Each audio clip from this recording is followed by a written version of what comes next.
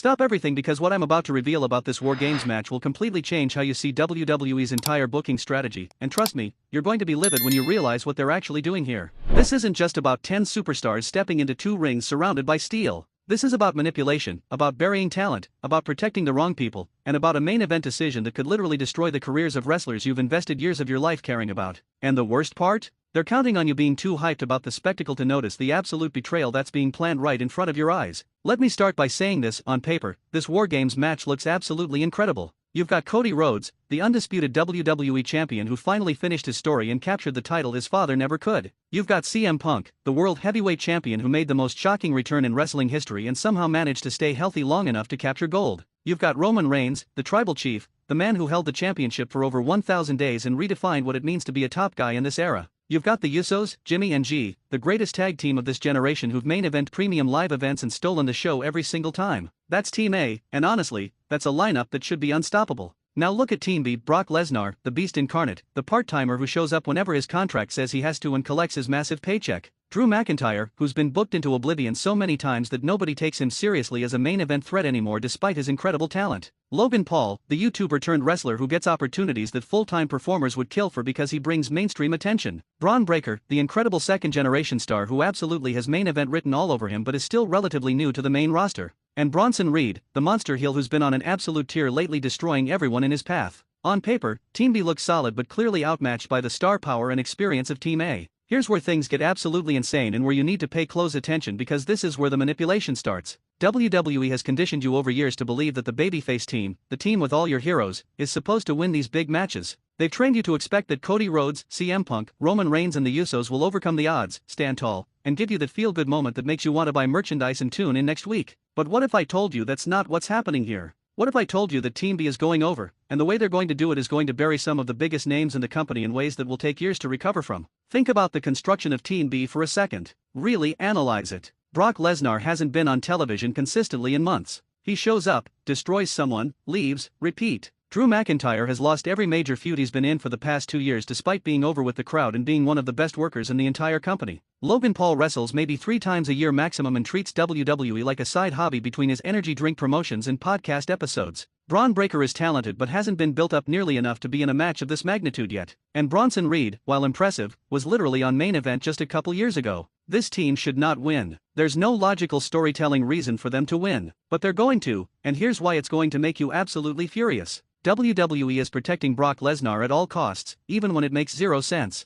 They're going to book Team B to win this match specifically so Brock can stand tall over Roman Reigns one more time, so they can justify giving him another championship opportunity down the line, so they can continue this obsession with a part-timer who doesn't need the wins or the momentum. Meanwhile, what happens to Roman Reigns? The man who carried this entire company through the pandemic, who had the greatest title reign in modern history, who elevated everyone he touched? He takes a loss in his first major match back, his mystique gets damaged, and casual fans start wondering if he's still as dominant as he used to be. That's not fantasy booking, that's exactly what happens when you lose big matches after long absences. And Cody Rhodes? The champion who's supposed to be the face of the company, the guy who's supposed to be untouchable right now because he's in the middle of his first major championship run after chasing that title for years? He's going to take a pinfall or submission in this match, I guarantee it. Why? Because WWE doesn't actually believe in long-term booking anymore. They don't believe in protecting their champions. They believe in moments, in surprises, in swerves that get social media talking for 24 hours before everyone forgets and moves on. So they'll sacrifice Cody's credibility, they'll make him look weak, and then they'll act surprised when crowds start turning on him or losing interest because he doesn't feel special anymore.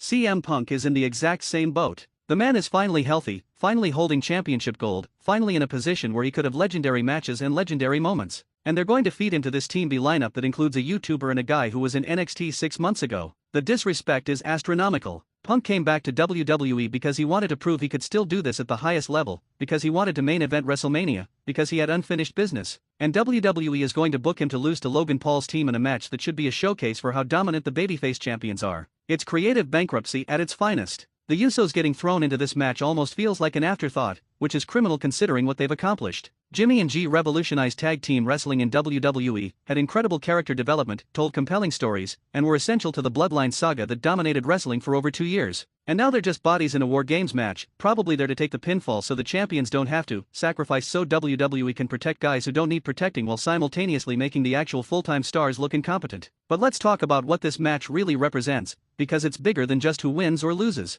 This is WWE telling you exactly what they think of their audience. They think you're stupid. They think you'll pop for the big spots and the violence and the spectacle without actually caring about logic or storytelling or consequences. They think they can book their champions to lose big matches and you'll just accept it because anything can happen in WWE. They think they can push part-timers and celebrities over the full-time roster and you'll keep watching anyway because where else are you going to go? And the tragedy is they're probably right. Most fans will watch this match, see some crazy stunts, maybe see someone go through a table or take a sick bump off the cage, and they'll think it was awesome regardless of the finish. They won't think about what it means for Cody's title reign. They won't consider how this affects Roman's comeback. They won't care that CM Punk is being positioned below a social media influencer. They'll just consume the content, argue about it online for a day, and move on to whatever WWE tells them to care about next week. The booking philosophy here is absolutely backwards. War Games should be about escalation, about teams that hate each other so much that they need to be locked in a cage to settle things. But half of these people don't even have real storyline connections. Why is Logan Paul in this match? What's his motivation beyond "I'm a bad guy and I want to fight good guys"? Why is Bronson Reed aligned with these specific people? What's the story reason for Brock Lesnar and Drew McIntyre being on the same team when they've been enemies before? WWE isn't answering these questions because they don't think you're asking them.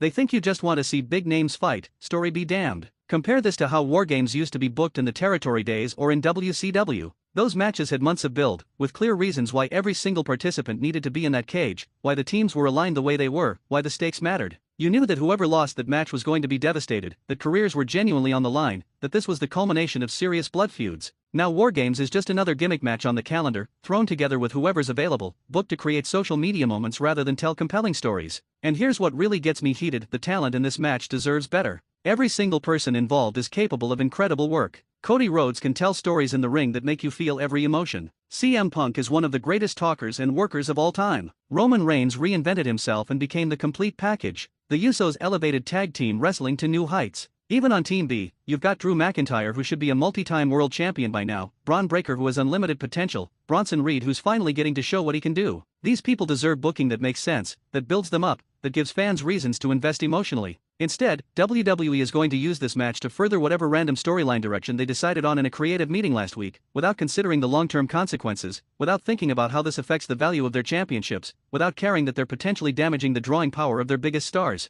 And when the ratings start slipping or when fans start complaining that the product feels directionless, they'll blame everything except their own terrible booking decisions. What's going to happen after this match? Let's play it out. Team B wins, probably with Brock Lesnar pinning Roman Reigns clean in the middle because WWE is obsessed with that rivalry. Cody Rhodes looks weak because his team lost despite him being champion. CM Punk looks weak for the same reason. Roman's comeback is immediately undermined. The Usos become afterthoughts again. Meanwhile, Brock Lesnar gets another title shot despite being a part-timer. Logan Paul gets more mainstream media attention that WWE will use to justify pushing him over full-timers again, and the actual television product suffers because your top champions just lost credibility. Or maybe I'm wrong. Maybe WWE will do the logical thing and have Team A win decisively, making their champions look strong, giving Roman a big victory on his return, and setting up individual feuds coming out of the match that actually make sense. But based on years of evidence, based on how they've booked major matches recently, based on their obsession with shocking fans rather than satisfying them, I have zero faith that's what's happening. They're going to swerve you, they're going to book the wrong finish, and they're going to hope you're too distracted by the next angle to realize what they just did. So what's the solution? How do we as fans respond to this?